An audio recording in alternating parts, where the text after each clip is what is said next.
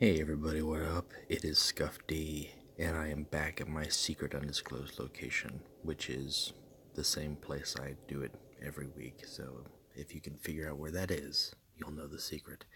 Uh, anyways, just wrapped up the Karn video, and I thought to myself, this may be the best time / only time to do a best of or a year in review video. So that's what we're going to go ahead and do here today. I've got a little list, but instead of before we go back, why? Why is it Lincoln Hawk? Why is he my background? I'll tell you why. Because this year was over the top. Okay, let's get into it.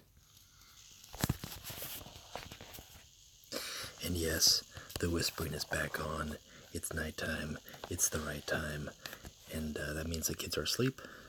The girl is asleep. I only have one child, but she's in bed. And I'm here and I'm keeping my voice a little bit lower, so if you gotta turn your speakers up, you gotta turn your speakers up. Great, let's do it. So, what has 2018 brought us? It's brought us a lot of things. It's brought us good, it's brought us bad, it's brought us legions. First off and foremost, let me go ahead and just do some memorable moments here. What have we had this year for me? It was discovering legions. Somehow I stumbled upon it on, I think, a Facebook 40K group about the beta test being opened up, and I joined, and it was available on the Android market, and I got on and have enjoyed the game since. It was a pleasant surprise to discover that it was a relatively good game. There are so many free-to-play or card games out there that it was kind of a crapshoot if it was going to be good or not, and I'm very satisfied to say that I feel that it was. You know, there's so many that are out there. Some are better, some are not as good. It would be nice to see this in a physical form one day. I don't think we ever will, just because of the way digital works, and production for print is too expensive. But in the meantime, it's something for us to enjoy. It's something for us to play. So, discovering legions, playing through beta, that was great. Got my little exclusive beta playtesting card back. Where is it? You've seen it only half the times I've been playing here. The 0. That's it. There's so many of us out there who have it, but as time goes on, we will become the minority, I hope. I hope more players will dominate with that card back. No, that's not the one I want. I better change that, because I want my... No, wait, never mind. I'm playing Chaos. I'm playing Alpha Legion. I digress. So, discovering legions, beta testing, the initiative system, that was a step. I cannot recall if that happened during beta or after beta, but that was a very important step in the game, which initially up until that point was relying on a coin toss system. It's not perfect. I think the initiative system could see some reworking or some improvement. Rather than just a 3-degree approach, I'd rather see it as a 5-degree, or even incorporate a die roll with various warlords having pluses and minuses to their roll, so every warlord still has a chance to go first, but with varying degrees of likelihood being the case. But that was a very important step, because it allowed for some decks to strengthen out. It allowed for some dominant decks to people swapped out and they took some back seats. Just seeing the change in initiative, how that can affect a deck like Nev and Tarvitz, for example. They're still good decks, but people fell back off of them when they dropped an initiative, and maybe for good reason. A lot of the top-ranking warlords are high initiative, so time will tell if that gets changed, if that gets tweaked. The devs have said that for the time being, that's the way it is, but it was a very important step in the game and the game's development. To go with that, I think the events, which pretty much started right from the get-go of the game, have evolved. The decks have evolved as new cards were added. Some cards were changed out as some cards were nerfed. Decks were changed. There's always going to be those ones that are not good. I think the event system is not bad. It's a great way, as I've discussed in one of my earlier videos. It's a great way for a new player to learn the game, to get rewards for the game, and to just overall experience the game in more than just playing Loken for 4 hours. So very important. And then to go with that, one of the biggest things to come out of the events was Mandragorax, which, yes, we were going to get a legendary warlord to some degree. We didn't know which one it was going to be, and the players, not just the decks, I think that event was fairly even up until reinforcements, so the players kind of determined which one that was going to be, and then on top of that, it was in the shop, and that was the first legendary warlord in the shop, and that was a big step because so far since then we've seen Ferrus Manus, we've seen Vulcan. Hopefully with time we will see more. Maybe Valentine's Day is a perfect time for Fulgrim to show the love. Maybe. It's perfect. It's perfect. I don't know if I'm doing a Vulcan voice or not. That's just what I hear in my head. Perfect. Like a dance of death. Excuse me? That's what I hear. Which is terrible. He probably sounds a lot better than that. But so to go with that, then following the events, we also had possibly a knee-jerk reaction, and I think we haven't seen it since. The Vulcan Lives debuts and is promptly nerfed during an event, and obviously the event itself was leading to very long, laborious matches that nobody was enjoying really, and that required him to be nerfed to some degree. We haven't seen a warlord or a card in general be nerfed during an event since then, based off of the event results. So I hope that they've learned a little bit from that, but that was important. Vulcan is still operable. He's not as top as he was in that first week, but maybe he will be a little bit longer. And actually, I think that event, to add to the grinding, I think that event was actually extended. If I remember, either the event or the season was at that time when that came out, so it really felt like a long time. But we made it through. We made it through, and we are now into the Raven Guard and the Iron Warriors and the Alpha Legion, and in 5 days, the Night Lords. So it's good. It's good. If a game's got 2 expansions to it, digital content especially, and we've seen some new mechanics added, that's a good sign that I think we'll continue to see the game go as we go forward from here. So those are some of my top 5 memorable moments. I'm going to talk about the top 5 videos that I've done in terms of what I've put up in content, which I think I might look at to see, what I wanted to look at and see what's popular, what's getting views, what are people interested in seeing and what they're watching for. So without further ado, the top 5 of my videos that have been watched. Number 1, the Iron Warriors crate opening, or as I like to call it, watch a grown man open 40 crates and not get a legendary. And obviously there was some issue with the drop rates at that time of the game, and the devs have since compensated players who missed out, such as myself, on that. It was talk about an epic fail. That was, I think I counted 42 crates. It was an epic fail, and maybe that's why so many people are watching it, or they were just intrigued because the Iron Warriors are new and they want to see what it was. But the crate opening so far, smashing success. So I will look forward. It's not something I was normally doing, but with the new Legions, I will definitely be doing crate openings. I didn't do one with the Alpha Legions. I think I woke up at like 2 a.m. and I was like, I gotta get the Alpha Legion, and I just was not in the mindset to do a video. But going forward, we will do crate openings for debuting Legions. So thank you for those who also offered sympathy to the drop rate and to my bum. My bum is doing fine. Thank you. Number 2, the Numian deck, which was actually the first deck video that I put up. It's only the first out of 3. I just put up the Karn, so I don't know how well that's going to do or not. It's well known enough where I'm not expecting tons of people to look into it, but the Numian deck was new. I was having a lot of fun playing it. I played it for a whole month, and just, I mean, I was up 4,300, I think, in Terra, and it's really fun. It's a fun deck, and it's not expected. A lot of people don't expect it. When it goes off, it goes off. And the video, I think, was a good way to highlight some of the unusual, and maybe that's why it got some views. Maybe it was because it was salamanders, something outside the norm, I'm not sure, but that's the number 2 video in terms of popularity.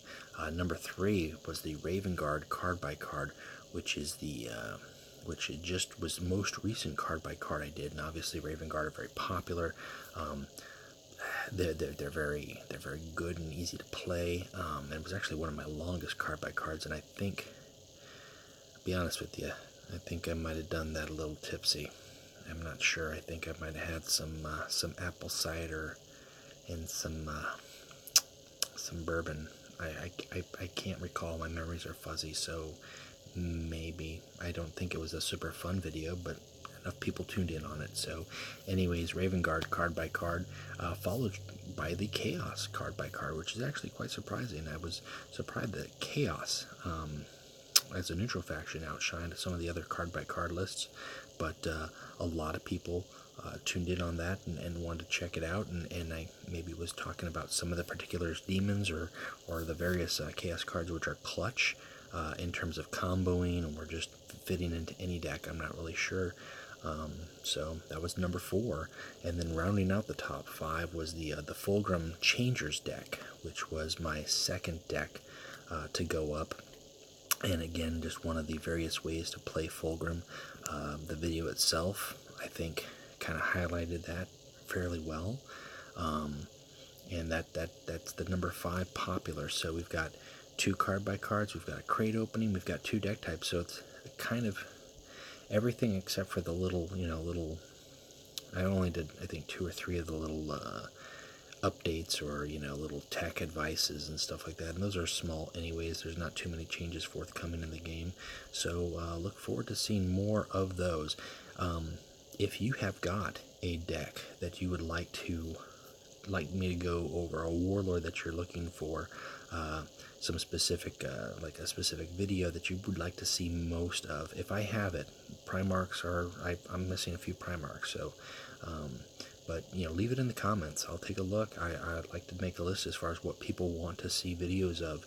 It makes it easier for me, whether I like playing the deck or not. It makes it easier for me to figure out what to do videos of, what people would like to hear. So please leave comments in terms of what warlords you'd like to see next.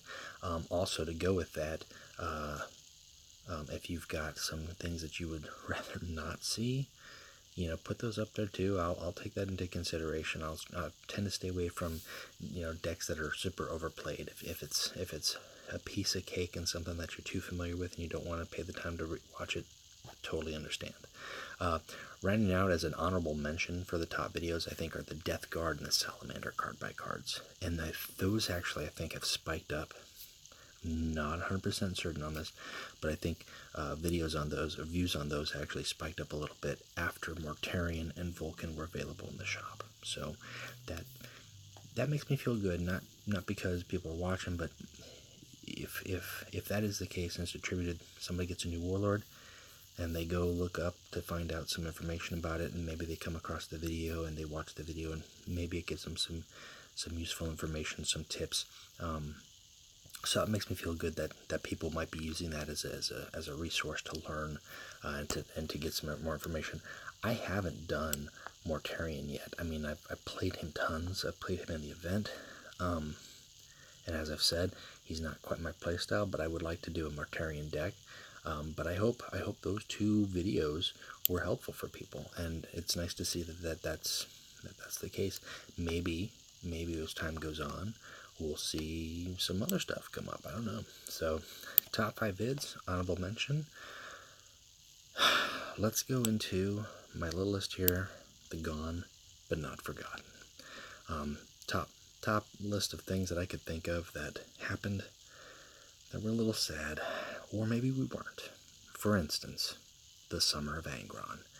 If you played beta and you played all the way through the summer, and you were into Mars and Terra, 9 times out of 10, you faced Angron prior to his nerf, where he was just always 3 attack. Always. For me at the time, that was during and before I got Fulgrim, which was my first Primarch. I was playing Karn, and that was an auto loss, and there was a week there where if I saw Angron, I'd just first turn, resign. I'd let them know that I was there and active, not just disconnecting. I don't disconnect unless somebody calls me or something like that. I just resign. Just, I'll die another day or whatever it is that Karn says, and it was stupid. And I think there was like one game I did it 5 times in a row, and it's like that's just not even gonna attempt it. It's terrible. And then I got Fulgrim, and I could actually stand a chance. You could change your warlord in that May, but I mean it was just Angron. It's very similar to how he runs now, but just stronger and always stronger, and you didn't even have to worry about putting down troops, so he could put down troops and still be attack 3. It was not a pleasant time, and there was a lot of salt, and that's understandable, and I'm glad that the changes that they made, I think they were important changes. I think they worked, and I think Angron is still in a decent place. So Garrowgate, let's talk about Garrowgate, or Vengeance Garrow. That was a dark time for the rebellion. It was about 2-3 weeks into a season where Vengeance was not limited to 1 attack, and once it was discovered, after they had made some changes to Garrow in terms of how he operates, which he operates the exact same way he operates now. The difference was Vengeance itself, and therefore you could pump out 20 to 25 damage in 1 turn with just throwing out 1-drop troops. People abused it. People used it and abused it, and it made a lot of people sad and sour, and some people didn't play ladder enough, or some people just joined the party and did what they could do until the changes were made. I want to say it was about 2 weeks, and that's enough time to do some damage.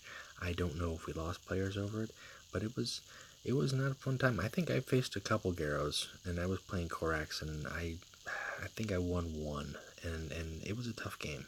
It was a tough game, and that was hiding half the game. So I'm glad we're past that. Garrow's still in a good spot. Finally, it was after like 3 or 4 revisions to his ability, but he's in a good spot too. It's gone, but not forgotten. Also, I think when talking with broken decks or concepts that everybody's playing and abused, I think we cannot not mention Alpha Theta and Goldstones and Mechandrites. That was just dominating the meta to, I would say, a majority of the degree. I wouldn't say all a degree.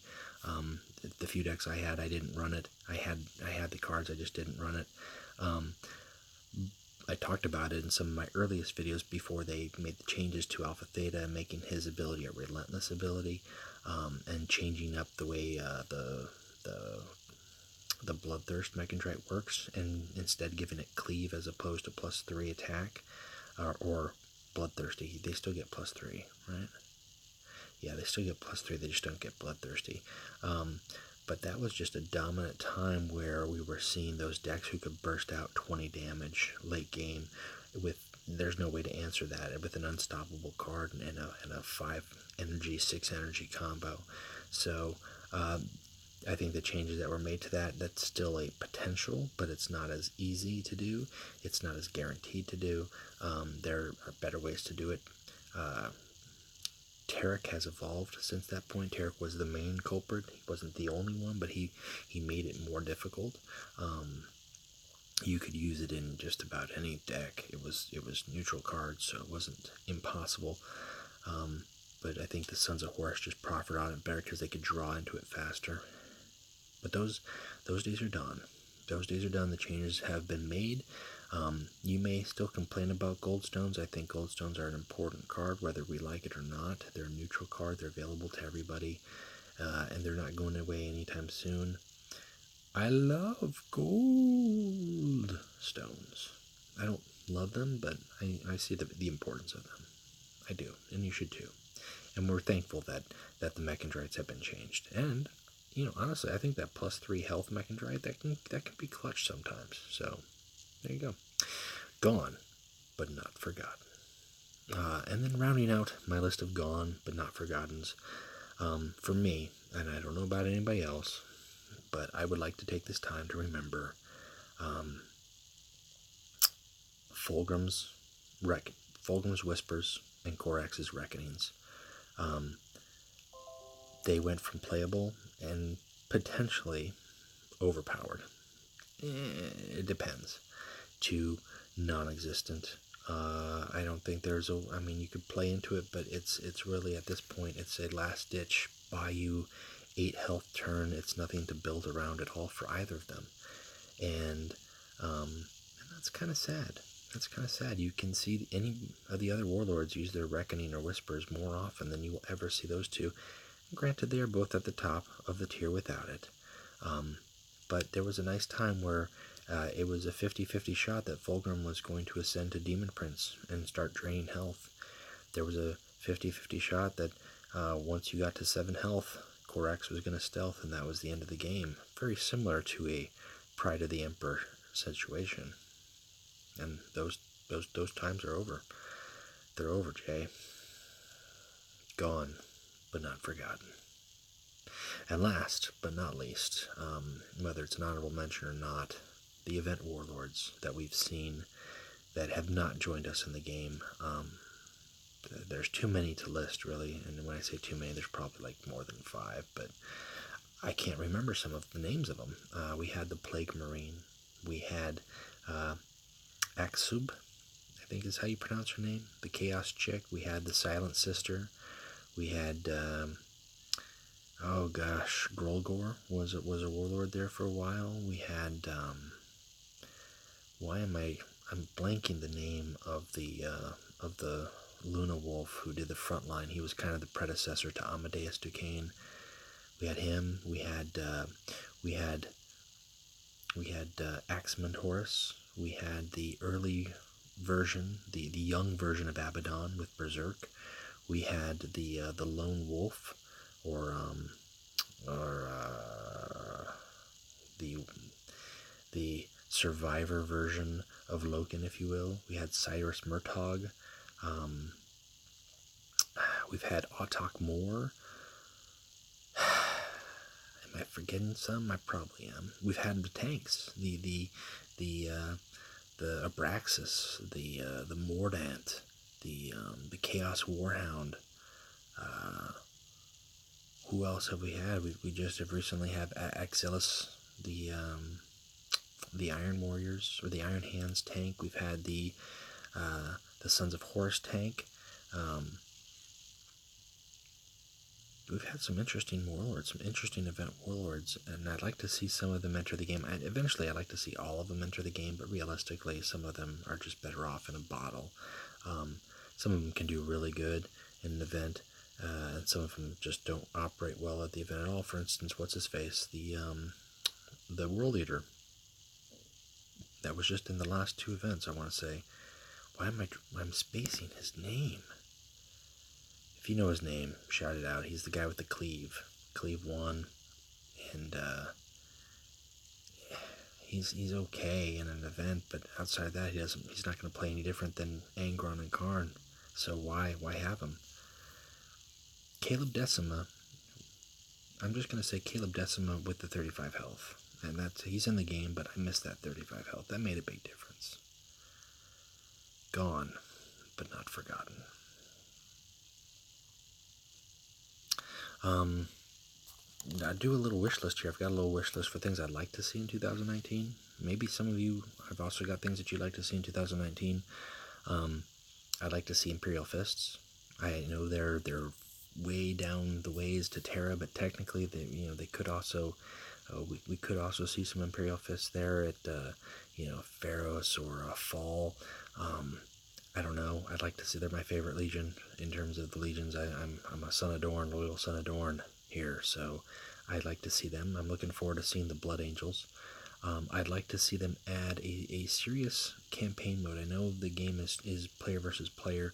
We've got bots in there, but I'd really like to see them add a series of campaign matches that you play, and the AI progressively gets harder, or there are set standards into a scenario, such as the decks that the warlord has are at a high advantage, or you're capped at your energy, or you can only play certain types of cards. I'd like to see things like that into the game to shake it up and make it different, and add replay value.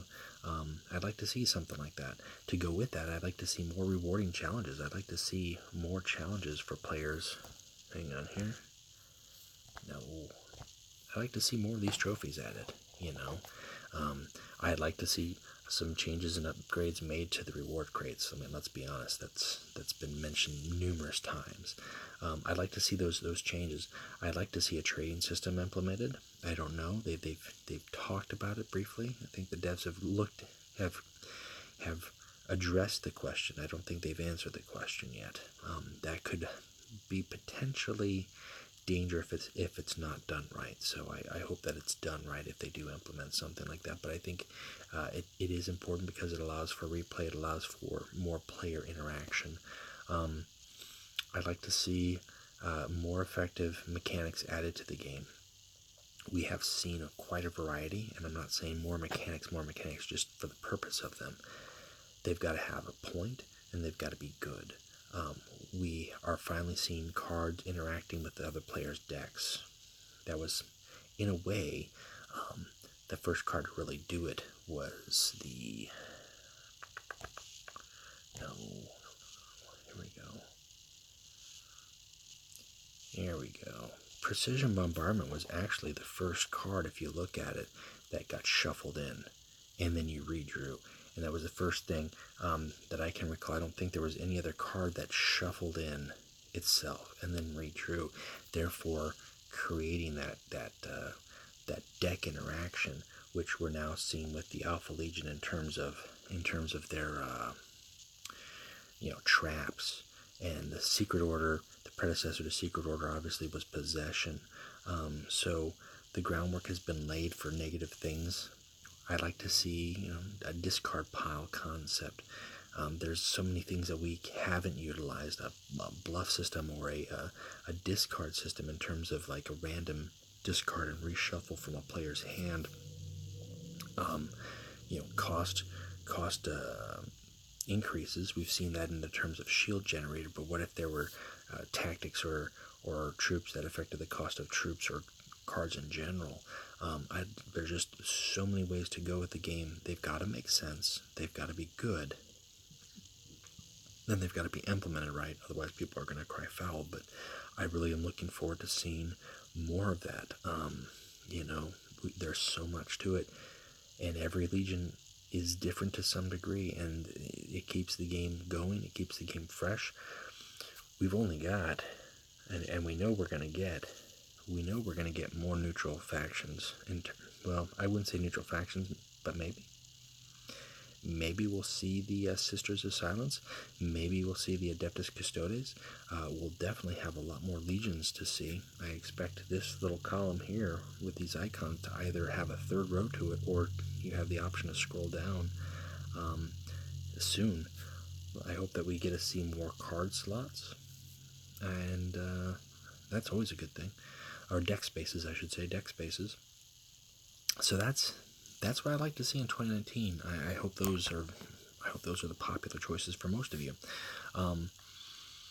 That's my wish list, anyways. So that's it. That's my top everything, top videos, top picks, top good, top bad. I'd like to give some shout outs to the folks. Just going to hit the top 50. I'm not going to shout out to everybody top 50, but for those players who I've played or who I've discussed and interacted with on the boards, on Discord chat, many props to you. Havoc, Matzeg, LCFR, Sagat, Escott, I believe it is actually, Cicero, Thrall. Thrall's actually in in the lodge. So I should actually just say all of Trader's End. You guys, man, you guys, we did it. We've had a heck of a year. We've come together as a lodge. Just great 20 guys. It's we've all put in effort, put in time. All of you guys, G-Man, Skypoint, Lee, Mark, Gator, Matt, Ice Mantis, Terse, Scary Terry, you're on Discord. Viper, I know you're not on Discord enough, but you've been one of the mainstays. Agrash, Gare, Codmouse, you guys put up great numbers, good players. Trader's End, way to go. Orion, great sister lodge, auxiliary lodge. Props out there to the Orion players, and to the players who came over from Orion. Off the top of my head, I'm trying to think of names here. Oh, geez, I should have wrote these ones down. I don't know. Orion, just the whole lodge. You guys are good. Fragile Art, great lodge. Number 2, the first runner-up to the first Lodge Wars, and of course Excalibur, top lodge, has been top lodge, top class people. Number 1, first winner of the first Lodge Wars, so props to you guys. Masterclass, you guys are up there. Officio Assassinorum, you guys are some tough opponents. Always enjoy playing games with you guys. The Russian lodges, I don't know how to pronounce your name, but have some good games against your players if you're out there. WOG, you gotta pronounce, I'd scream it louder, but I'd wake my daughter up, so I'm just gonna say WOG, you guys, I hope I spelled it right. North Star, putting up numbers. Draken Crack, you guys are solid. Prodigal Sons, somewhere out there, you're rebuilding, you'll get back up there. USA 40K, I have some good games with you guys too, so props. USS Chill Ship, you guys are indeed chill, and from what I've seen, your members are good. The Lupis, Invectus Lupi, Orion, as I said, Wild Siberia, looking good. Malcador's Chosen, you guys, all solid players, solid games. Nothing negative to say there. Let's hit the events, just in case there's any lodges here that I'm missing with the events. I could just go on and on with the players. I'm not going to name everybody. I can't. There's too many, I guess, to name. But if I played you, we had a good game. Thanks. I enjoy most of the games, unless it's just a terrible hosting. I enjoy playing with actual people.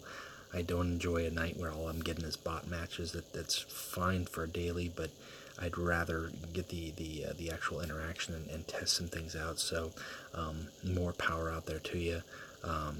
I think we got a good community. I think we've got overall great players who are playing the game, who are interested in the game, and that spreads. And if these videos that help you out, or you've learned from them, or you think they'd be useful to other players, please share them. Please keep people looking, keep people watching, keep people giving me feedback in terms of what they'd like to see, what they'd like to hear. Because if the game keeps going and there keeps being new content, then I'm gonna be keeping doing new videos. And I don't just want to do game after game after game. I can, but there's so much to go over and talk about. I'd rather do those, and we're all playing the game, so we should all know how to play the game at this point. It's just a matter of the little fine things. So, that being said, that's it for the shoutouts. Gosh, I'm trying to think if I can think of any others to shout out, and I can't, and I'm sorry if I'm forgetting you. It's not a slight, there's just too many players. I'm trying to go through my mind in terms of who I've talked to today, and you know what, if we've talked, and you know that I'm talking about you, whoever you are, whenever you are, wherever you are, and I look forward to playing everybody again, and I hope 2019 is another good year for Legions, and I hope it's a good year for all the players. And with that being said, I'm going to go ahead and sign off. I will probably not do another video until until Night Lords hit. We'll see. It depends on how busy I get at work. But until then, everybody have a safe New Year, have a happy New Year, and keep playing Legions. So without further ado, I'm going to go ahead and shut off my top secret location, going into dark mode now. Good night. Keep playing Legions.